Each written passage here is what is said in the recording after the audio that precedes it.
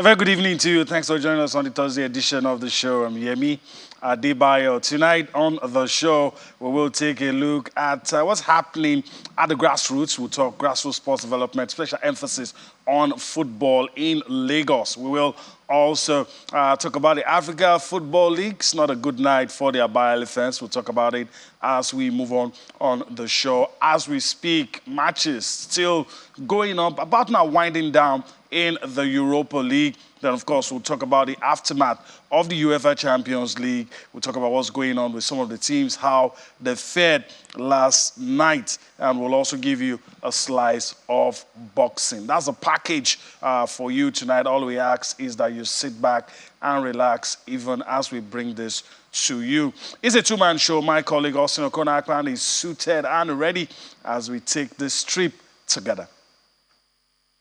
What a greetings to you, and of course, everyone joining us on the show tonight. Action-packed world of sports. You said it, not a good story for Enyimba Football Club of Aba, but we know why. We understand these issues, but somehow we're not just looking for solutions into it. I hope Enyimba will learn from what has happened today in Casablanca. On the show tonight, we'll take a look, as you mentioned, talk about grassroots sports development in Nigeria, but then narrow it down to Lagos, because Lagos seems to have a good model that we can look at. But with some of the administrative issues that we've been seeing coming out of Lagos, how much of a setback is that for the development of football at the grassroots? I'm sure by the time our special guest starts talking to us, we will learn something big from that one. In the UEFA Champions League, we'll talk about aftermath of last night's matches, and the Europa League.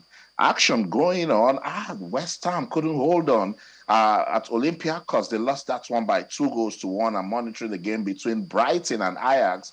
Halftime, Yemi, and it's Brighton 1, Ajax 0. I also see women's football on the menu. I think we're going to have so much fun talking sports tonight.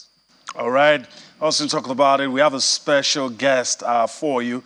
So let's start off by introducing our guest. Before we bring in our partner, we'll start with a guest. And it needs little or no introduction for anyone that has been in Lagos for a while and has been watching youth football from the late 80s. This person I'm going to introduce to you needs little or no introduction. I have the pleasure of course, having him with us on the show. Waida Kanik joins us on the show tonight.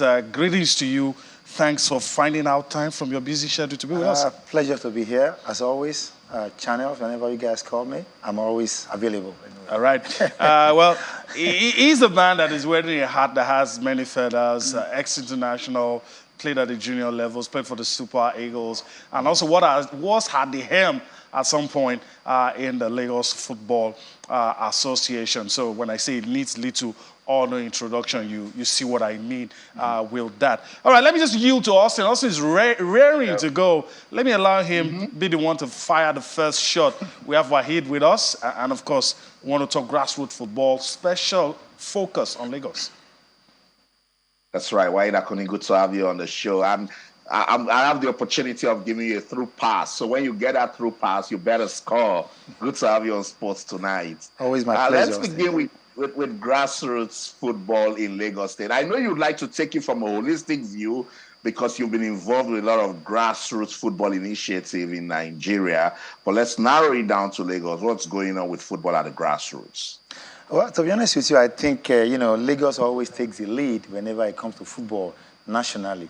And I think in Lagos, there are a lot of clubs, a lot of non-league teams that, they take part in football at the grassroots level. So in Lagos, we should have a system whereby, grassroots is, really invested in. And if you do that, you will have a lot of people, that will want to play football at the highest level. Football at the grassroots level, it means football at, going to schools, looking for the kids to play football, and of course at the non-league level as well, where you have people that have, a little bit of the veterans also play grassroots football. So in Lagos, you must have, a charter, a system where this grassroots teams, this grassroots development is always very important. Okay. Let me follow up to what Austin said. I'm very sure he has a lot of questions. In your own time, while you were young, parents were reluctant to allow their kids play football. In fact, parents would dissuade you from playing football. But now things have changed. And just like you said, you have a lot of football activities going on. Now that there seems to be a change, why does it appear like we're still not as harnessing, that we are not discovering talents as much as it was difficult for you guys in your days, but some of you were still able to get to the top. Now that it seems everybody loves football, everybody allowing their kids to play, I guess you've talked about it, maybe we should do something about it, but why do you think that's still the case? Well, to be honest with you, back in those days, grassroots was non-organized. But nowadays, it's more organized. And of course, if you go to Europe as well, you've got UEFA, FIFA getting involved in grassroots. To come back to your question, I think what is missing is us in Lagos or Nigeria as a whole organizing grassroots properly, where you can harness these talents. Back in those days, we just go out on the street and just kick ball around, and then your talent is discovered by somebody, and then there's a pathway that you go with, and then get into the Flying Eagles national team. But nowadays, we've got a lot of academies. We've got a lot of non-league teams that needs to be organized properly. And I think that's what we need to do more. We need to also, bring in people that they have the love of the game. Because grassroots means if you play at that level, you're not playing for money. You're always just playing, for the love of the game. And once you can do that, then of course we'll have, talents being discovered. Okay. I'm very sure Austin wants to. I know. I still want to, I want you to justify when you say Lagos takes the lead with grassroots sports football development. What are some of the programs, initiatives, competitions? What is happening right now in Lagos that other states can look at and emulate? Well, to be honest with you, we've got a lot of programs. If you allow me, the last 3 weeks, we've seen a lot of, initiatives come out from what we call a 1xBet vision, whereby we're taking football to the communities. I mean, the last 3 weeks, I've seen 1xBet, take football from Ikeja division, conference rather, to Badagry to Ekpe.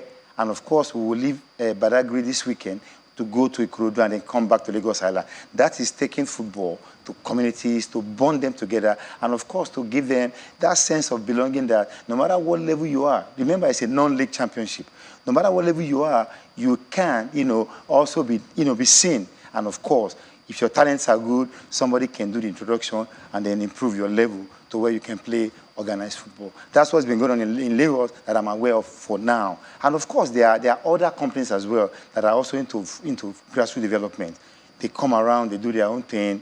Again, the vision, 1xBet, is to take football to communities. And that's exactly what we've done for the last 3 weeks or so. And it continues until we get to the final stage that will come up at Onikon Stadium, probably November 23rd, where you can have all these teams come together. It's going to be an exciting event. It's going to be something that people always like to talk, people will talk about, because we're putting in a lot of effort. And that is what Lagos is all about. Like I said, again, like Austin was asking me, Lagos takes the lead. I mean, you cannot also say that without giving kudos to the government and people that are running football in Lagos, because without their permission, these things will not be possible. And that's where we are in Lagos today. All right. Also, still following up on what Austin said, there's no way you can talk about all of this without really talking about the administrators. Right. I mean, what you just talked about is a private initiative. A lot of people, especially against the backdrop of some of the things we're seeing, some not confirmed. I mean, it looks like there's a little bit of trouble in paradise. Right. And that is where people's focus will now go to. Exactly. But there won't be any development if the house is not in order. You are very correct. I mean, you would have read in newspapers or elsewhere, the little issues they have with the FA. I mean, I, for one, of course, we were part of the team that actually, brought in the new administration into place. For me to say that I haven't heard of it would not be right. We've heard of it, but, there must have been a red flag, initially, which, of course, if you're not an insider, you will not know. But by and large, I think, both parties are talking. They're finding a way, because that is where sponsorship comes in. things that are negative when it comes to football, we quickly rush to the newspapers and media, and that's what we also need to know. Football is dynamic. When there are issues, I was once the FA chairman. When there are issues, you must find a way to, internally resolve it until it comes out in the open. I mean, I'm happy, to say that these issues have been somehow resolved, and we hope that the FA can take it from there and improve on the way they administer football in Lagos, because it's not really about controlling people when it comes to football. It's about helping people and getting them to do the right thing and also supporting them, which I'm aware that Lagos State government will always do, giving things, making them use the facilities, because, these are taxpayers' money used in building these things. And of course, until you have that, and then the teams around will also have to abide by some rules and regulations. So I'm happy that, things are... Waheed, I know you want to right. quickly leave this LSFA issue, and you just called it little. I don't think it's little. People do come... I didn't hear that. Yeah. Well, I guess what Austin was saying is that you call this a little issue, but in the eyes of a lot of people, right, it's not just little. Yeah, you're right. Where you have a situation where, the chairman and the vice chairman are not talking, that's not good for football. That's what I would say. And of course, whatever the red flags are, somebody must have seen it and then try to find a way to mediate and get these two parties to work together. I always love when, a team, football is a team play.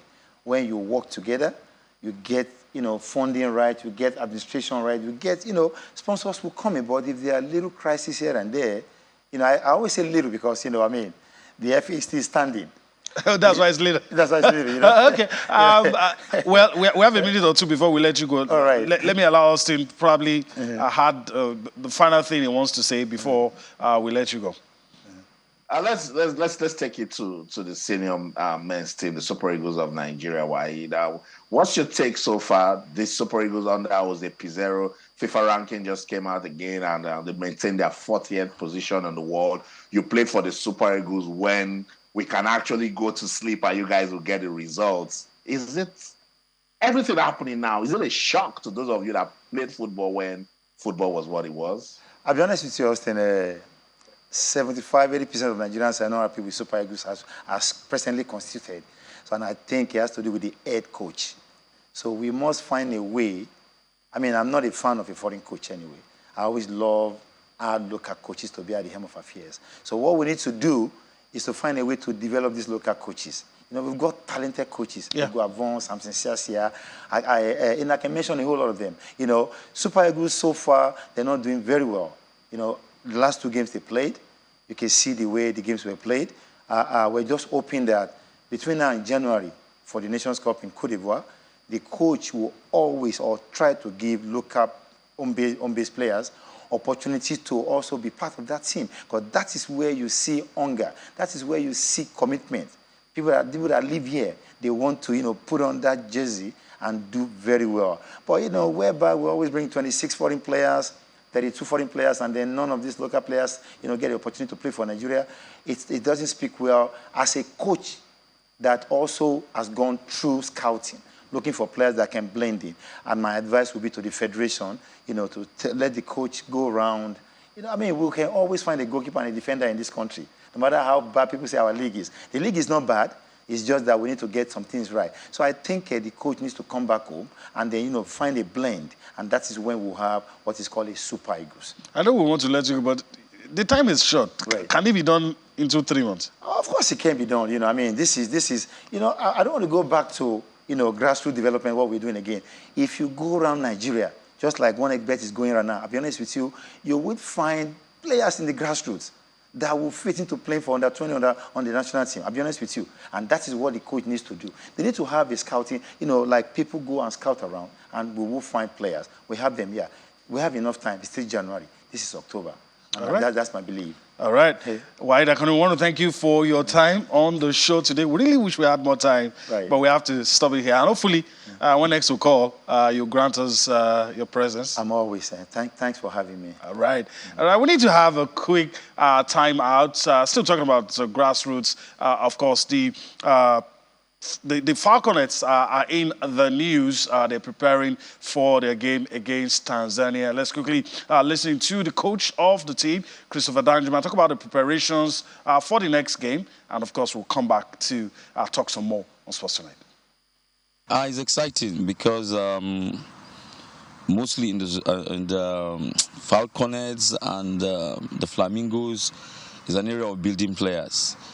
And it's a place that shows you that Nigeria is blessed with talented young players coming. As you can see in this camp now, some of them, this is their first time.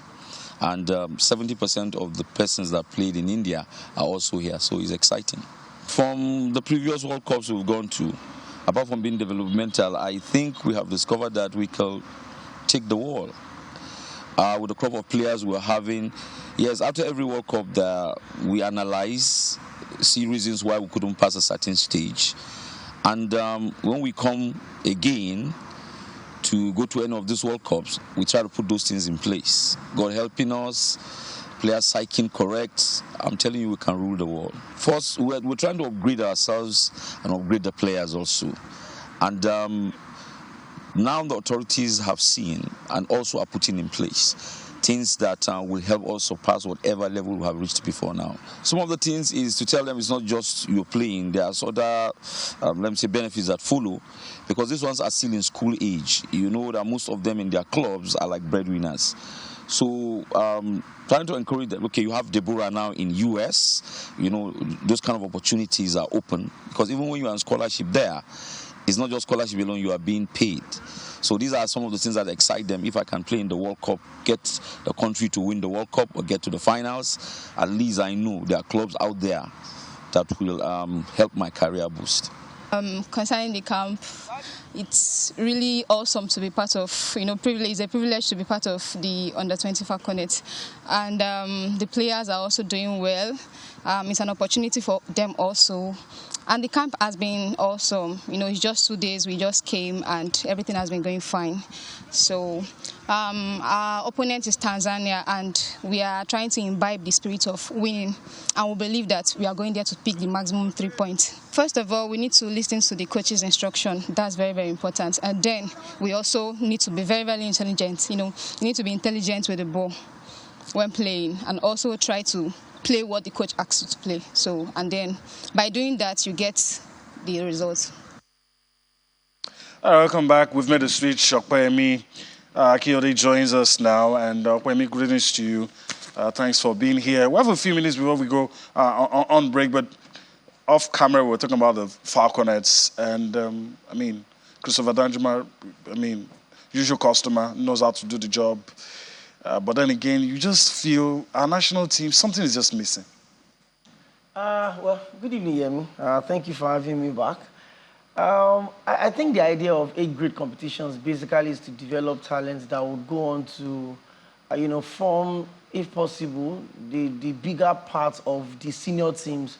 I'm talking about under 17, under 20, under 23 to the senior team, same way with the girls. But, I think we always miss it at that point. We always have a mentality of, even at the under, it's okay to want to win. But the basic idea is to want to develop. It's a grassroots competition. It's an opportunity for young talent to be discovered. So we always have that flip-flop. But over time, you look at how successful we've been at the under-17 World Cup, for instance, for the male, and we've not been able to transmit that to the senior team. You look at the likes of, the late Yemi Teller winning team. You look at those setup, Chrysanthos Macaulay, you can't even find some of these guys again. Look at the set, look at the so it's just that problem in between. But I don't know. I just feel as a footballing nation, we really don't understand what our priorities are. We're always carried away with the Super Falcons and the Super Eagles, and we don't pay so much attention to what comes down from the grassroots. It's a problem. It is.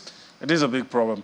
All right, we need to go on a break right about now. When we return from that break, we'll come to discuss about the Falconets and, of course, the not too good outing of the Aba Elephants. We'll talk about that and a whole lot more when we return from this break.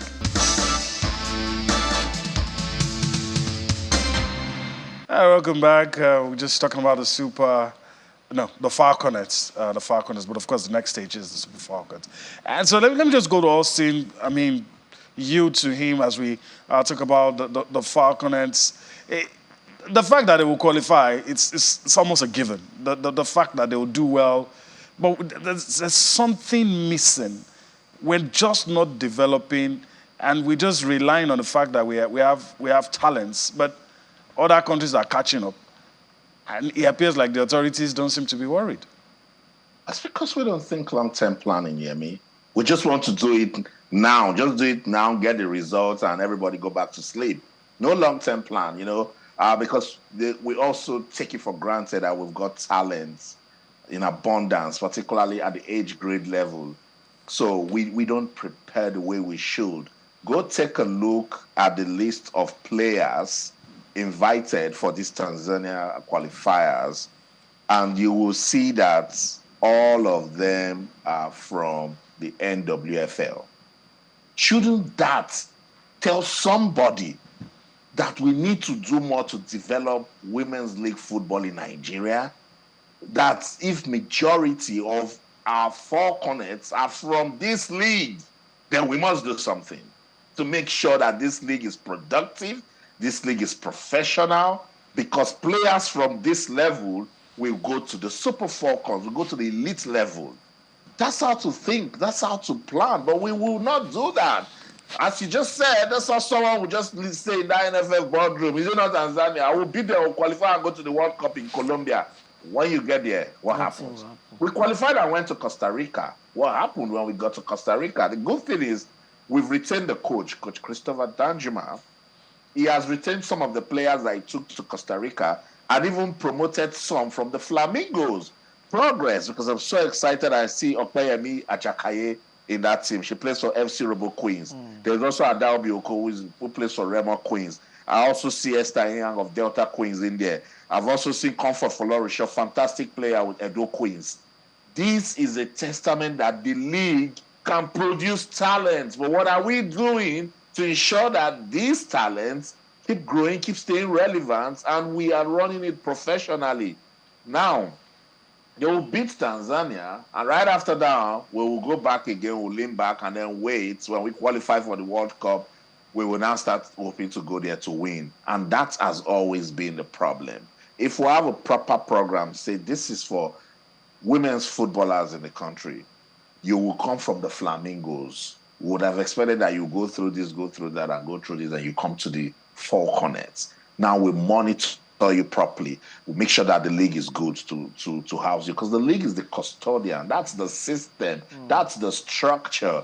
And that's why people are worried, because you find out that they're only just waiting for that 10% that will make it from this 8th grade and go to the Super Falcons. And that is where we're having problem. And let's wake up. We saw how the Super Falcons, somebody will say they didn't struggle, but they couldn't beat Ethiopia. Let's wake up, because these things have a way to just keep coming down till it attacks the very foundation and you can no longer build, Yemi. Yeah, all right. Let's move on, Austin. Of course, I'll allow you take the lead, even as we talk about something that is not too palatable. African Football League. Again, I'm not speaking because of the results, but you would have expected a better preparation. Exactly, that's the story again. I was trying so hard on Tuesday so we don't bring in that issue that happened with the flight arrangement and them not being able to go to Casablanca. But did someone not just speak to Enyimba that the money involved in this, like, if you tell me, Austin, in 2 weeks' time you can come into Lagos and pick up $10 million from tonight, I've packed my box. I've done all the checks to ensure that I'm in Lagos at that time to pick up the money. They started losing from when they knew that they were going to play at this competition, because they didn't plan. Played the first leg, you're not playing it at home, played it in a way that they didn't want to win. And of course, they didn't win. We had a situation where a player's jersey number and name was written well. I don't know if Mark would have done a good job. I think they used paint to write innocent. And then you come out to give an unacceptable statement that there was a mix-up or something. We're talking about normal logistics. Those are players' names written on jerseys. Basic. I come on this show every day and I tell Nigerian football administrators, sports administrators that sometimes don't wait till you get on the field of play before you win. You start winning from your preparations. You achieve 60% of your milestones before you get into the pitch to play football. But they just don't listen. And we keep embarrassing ourselves. You charter the plane, the Moroccan government told you need to provide this, and air operator certificate and some other certificate that will make you land. You didn't do it. And you think you're just going to get into the plane and land in another man's territory? They were already losing a vital second leg with that. Let's even be thankful that that game wasn't played the next day. I heard Coach Finidi George saying that they already had time to even rest. They rested. First half, 3-0. That's how a team that wants to get the job done. That's the mentality. First half, it was done, and that's what it is. Enyimba should come back now, and I'm tired of saying reflect because it's like they don't reflect anymore. But clubs in Nigeria should start knowing these things. Fans invest so much emotions going to supporting your team, particularly when country is attached. For us, it wasn't just Enyimba playing at this African Football League. It was Nigeria. Enyimba was representing Nigeria. But we can see that, Yemi, it's same old issue. Right from when I've been monitoring football in Nigeria, we are going outside our shores to play football. There are always issues. When will we learn?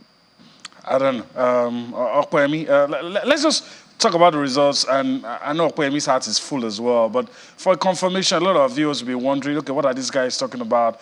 Lost the first game at home, had all those issues. You would have expected a better performance in the second leg. But no, what happens is the result you're going to see on your screen. Let me just quickly, just for confirmation, let's look at the screen. And Thursday's results, there you have it. Esperance of Tunisia defeated TP Mazembe 3-0. And with that, of course, Hamad Enyimba, the scoreline you have on your screen. And so, Okpeyemi, let me come to you. I know if I ask you if you're surprised, you will say you're not surprised. But are you disappointed? Well, I'm totally disappointed. Again, I'm not. And the reason why I'm disappointed is that I just felt something could happen. I felt something could just go right for once. I felt we could be a bit lucky. Even though a lot of people may disagree with the fact that if you don't prepare well, luck is just something that probably would never come to you. Enyimba started messing up the moment they couldn't get their heads together. The fact that you knew this was coming, the fact that you knew you were going to represent the country, not because you're currently the best team in Nigeria, because you were chosen. But because of where you're coming from, because of the success you've achieved over time, and even the success have been long forgotten. Enyimba last won the CAF Champions League in 2001 under the former governor, Jules Okale. I mean, look at players like Jutes Frimpong, Muri Ogunbi. All these guys are way out of football. So you got out of this opportunity, and like Austin said, I'm not sure anything else should motivate a Nigerian player more than money. Let's be sincere with ourselves. Someone tells you, win a game over 2 legs, 180 minutes, get $1 million. Do you know how much $1 million is right now, Yemi? Even if you want to say that it's going to go into football development, but something will definitely trickle down to the pockets of the players. Now, move from these quarterfinals, move into the semifinals, get $2 million naira. That's a lot of money. I don't think anyone needs to motivate me when I can see money right in front of me. Secondly, I've always told people, the politics of African football goes beyond 90 minutes. There's a lot that needs to be done. Sometimes you query why they have to remove Felix Ayaseago at this point when they know there's a big competition ahead of them. Ayaseago is one keep him there, give him a role. He's one of the most experienced football administrators we have in Africa. Hey, do you know how many Nigerian professional football league Enyimba has got? Under Felix Ayaseago, back-to-back CAF Champions League, the Federation Cups, so many decorations they've got as a team. Change is good. You always want to have something new. Bringing in Kanu Nwankwo, brilliant idea. But you understand the politics of the continent, and it was not well played. See, you knew you were going to travel out. You knew you were going to get the fact that they couldn't even make their stadium to be in good position to play their games right in front of their own fans in Aba is a minus for them. What were you expecting? You want to go bid without Casablanca in Morocco? How do you want to make that happen, Yemi? I think we just sit back and we feel like, oh, we are Enyimba. We are Rangers. We can always get this job done. Wydad understood what's at stake. They polished themselves. They came in 2 days before the game to Nigeria. They were prepared. They got their chance. They nicked it off. They knew that even if they drew in Nigeria, if they take you to Morocco, you will be slaughtered. And within 45 minutes, the job was done. 1, 2, 3 goals, 4-0 on aggregate. Enyimba Abako. My only fear is that we may lose the slot of Nigeria in the next time because we didn't do well. We've not justified. There's no reason to put us in. Why should they bring us back? Why should they bring us back? We've got teams in Africa that can do well. I mean, Enyimba just got into this space because they're Enyimba, the most successful club in Nigeria. But we've lost this opportunity. We didn't even score a single goal, Yemi. We did not score a single goal. That's how bad it was. Wow. Wow. All right. I mean, what else can we say? Was a bad night for the Abile fans, but then again, better luck next time. All right, let's move on from that and let's give our viewers a slice of boxing. Austin, let's talk about this one, the homecoming bout. That's what they've called it. Real one, Oyikola, taking on Emmanuel Quarti, and we'll be talking about this fight. But Austin, your thoughts ahead of this one? Yeah, I like Real One. I've watched him grow before he went to Japan. He's based in Japan. It's called the Scorpion. And you know, anything that has Nigeria and Ghana is massive. Emmanuel Quarti we also want to prove a point with this one. Homecoming contest for both boxers. They will slug it in 10 rounds. Super featherweight international contest. It will happen on Friday, October the 27th at the Indoor Sports Hall of the National Stadium in Surulere, Lagos. It's not just Real One and Emmanuel Quarti that will be fighting. There are also some other fights on the card that should get us talking about boxing because we've not really seen much from boxing this year. You know what? They've been reacting. Let's listen at some of the talking points coming out of these fights. I'm scared. I'm not fear anybody because I am the champion.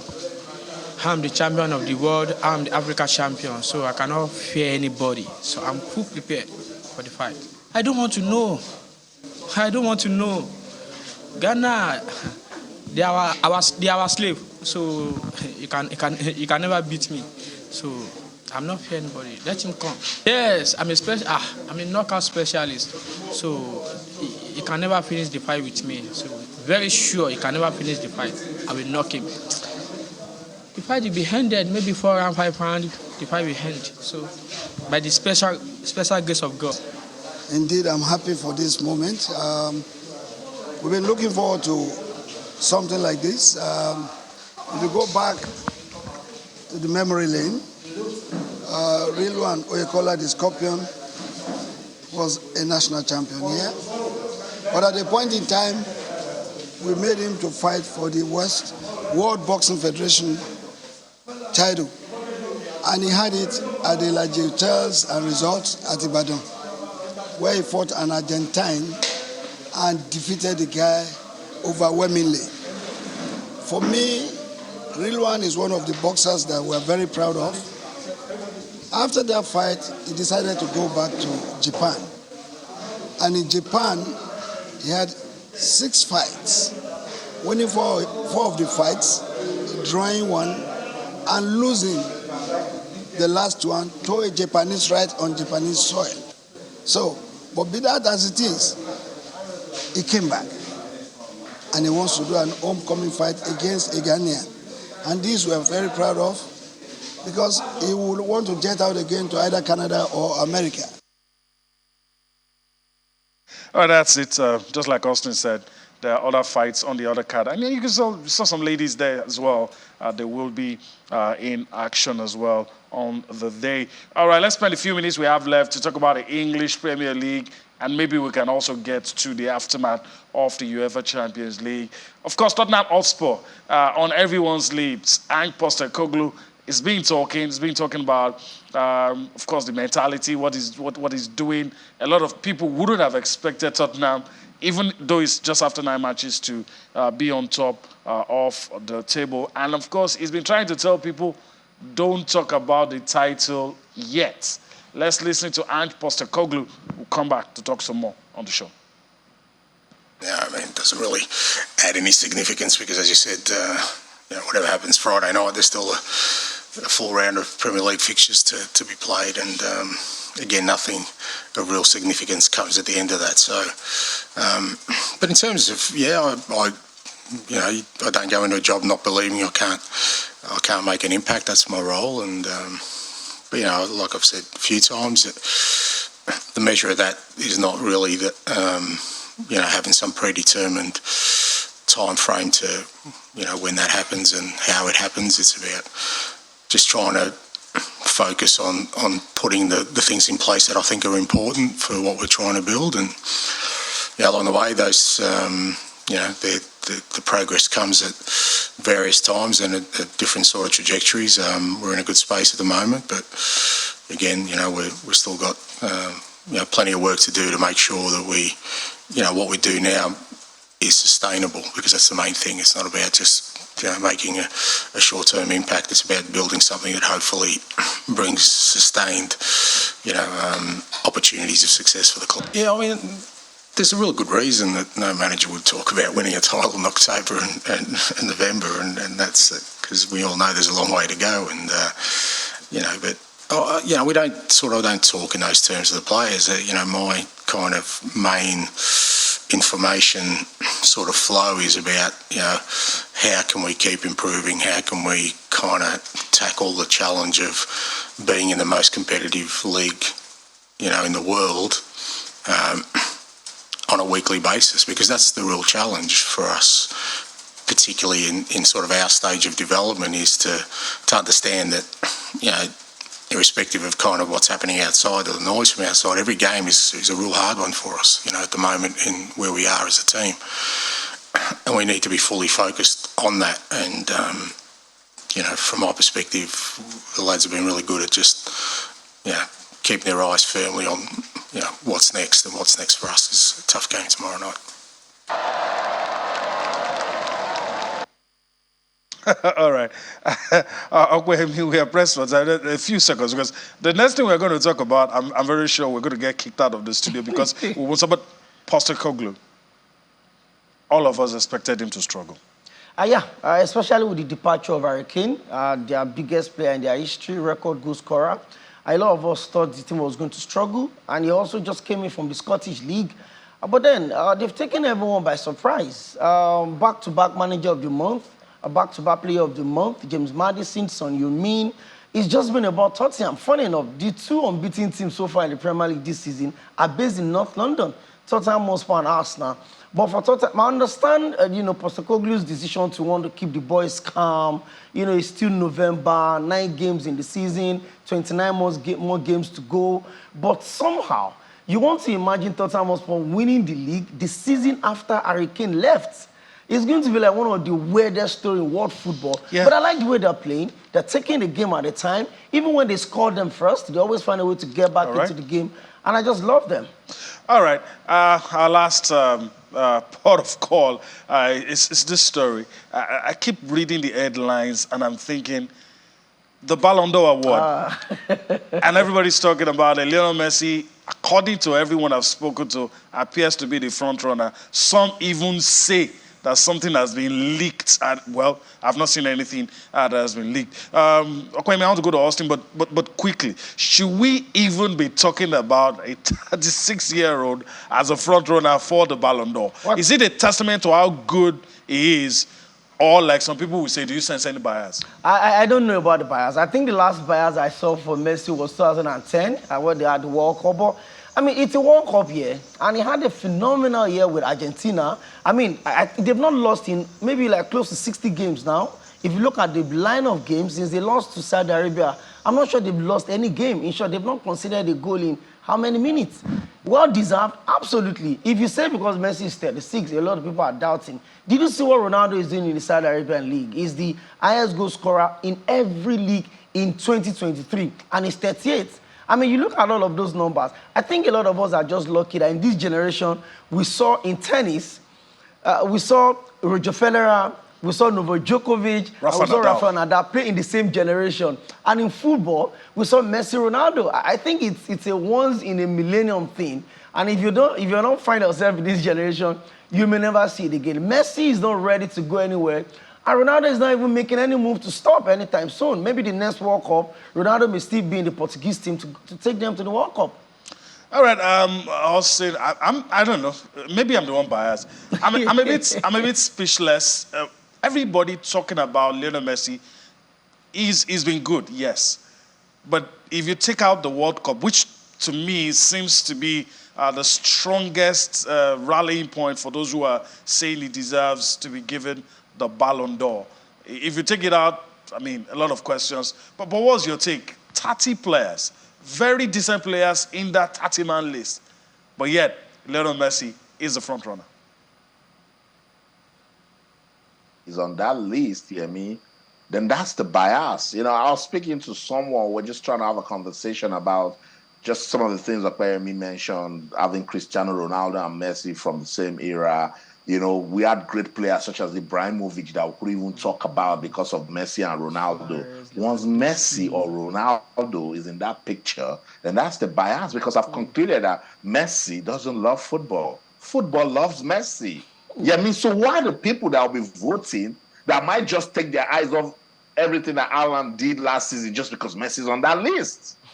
That's the problem, because it's Messi. It's light on Messi, and he has carried himself so well. We can count the number of negative stories we have about Messi and football. That's the love he commands, you know, with his football. So I don't know. I don't know if you're right to call it bias, because he's still playing good football. You know, he won the World Cup with Argentina. Argentina is still the #1 ranked team in the world with the latest FIFA ranking. Who did it is Messi. He finds a way to be part of the conversation. So who's going to question it if they give Messi? Nobody. If he wins the Ballon d'Or for a record 8th time, who's going to question it? You'll find out it will be difficult to say, why did they give it to Messi? But it is what it is. It's Messi. Football loves Messi. Well, I'm speechless. You've done a good job. You've done a good job. If you were his lawyers, if you were one of his lawyers, I don't know what to say. But guys, let's move on. Let's talk about the aftermath of the UEFA Champions League. 2 games we want to quickly look at before we wrap things up. Manchester City and Young Boys in the lead up to the game of Miami. Pep Guardiola trying to psych up some of his players. Jack Grealish, for instance, who hasn't been seeing much of game time. They found a way to get the job done. To me, it appears like maybe without Kevin De Bruyne, they don't look as good as you expect them to be. But the most important thing is that they get the job done. Yeah, Man City is a system club. Everyone is plugged in a way. So if you take one out, it kind of affect the balance of the side. If you notice the run of games there where they lost 2 Premier League games back-to-back against Wolves and against Arsenal, Rodri was not in that game. They've suffered without Kevin De Bruyne. Don't forget that they've lost Gundogan this season already. He left for Barcelona.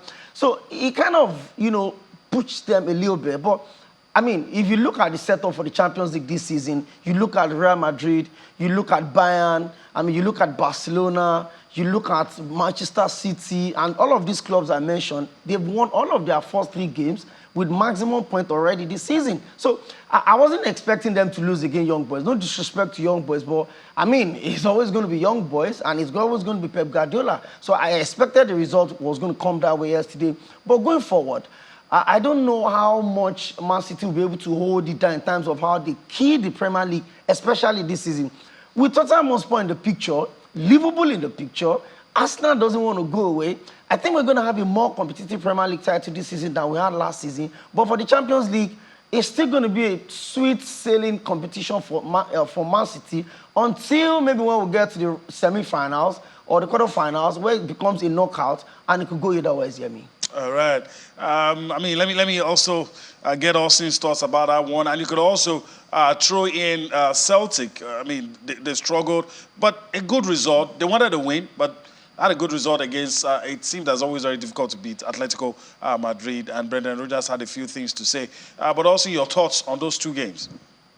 Yeah, I think it was a good one for Celtic and Brendan Rodgers. And the way they celebrated it, you could tell that it was more than a draw. As you said, Atletico Madrid, very difficult customers in the UEFA Champions League. So That was a good one for Celtic. Let's just run through our results from the Europa League before we wrap up the show tonight. In Group A, Olympiacos, I said earlier, defeated West Ham by 2-1, while Freiburg went away to pick a 3-1 win, important win over Baka Topola. Now let's go to Group B, where Brighton, that game is in its 90th minute now. It's Brighton 2, Ajax 0. Now Group A, with today's result, has gotten tighter. West Ham, they are still on top of that Group A table, but they have 6 points. Freiburg has got 6 points. Olympiacos, with a victory over West Ham today, now has 4 points. So it's tight. Group B, same story.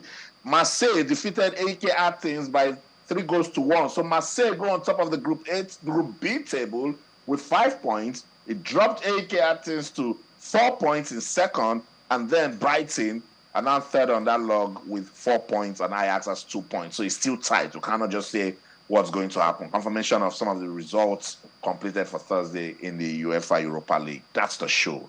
In London, I'm Austin Okonakpan. In everything you do, remember, let's keep talking sports. Bye for now. All right, it's a wrap here from Lagos as well. But before we go, I want to thank Okwemi Kyode for his time on the show today. Thank you, Yemi.